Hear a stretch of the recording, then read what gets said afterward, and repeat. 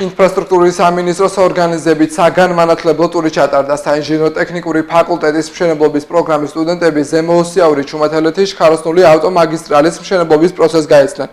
ისინი ინფრასტრუქტურის მინისტრს, ავტომობილო გზების დეპარტამენტის თავმჯდომარეს და სურამის შემოვლითი გზის პროექტზე დასაქმებულ ინჟინრებს შეხვდნენ. საგანმანათლებლო ტურის მიზანი სტუდენტებისთვის ინფრასტრუქტურული პროექტების განხორციელების, თანამედროვე საინჟინრო მდგომების და ზედამხედველობის ეტაპების გაცნობა.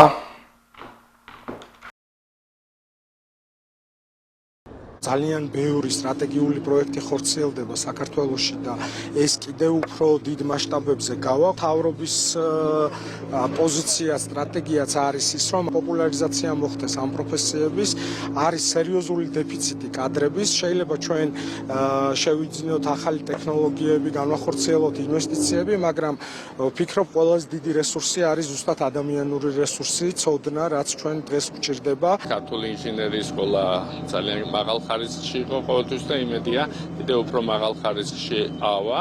ეს პირველ რიგში დამოკიდებულია ზოგადად ასეთი პროექტებში ჩვენი სტუდენტების ჩართულობითაც. მათ დასაქმების პერსპექტივა დიდი აქვს, შესაბამისი მაღალი ანაზღაურების პერსპექტივაც ძალიან დიდია და ამით იზრდება უკვე შესაბამისად მოთხოვნილებაც სტუდენტების მხრიდან.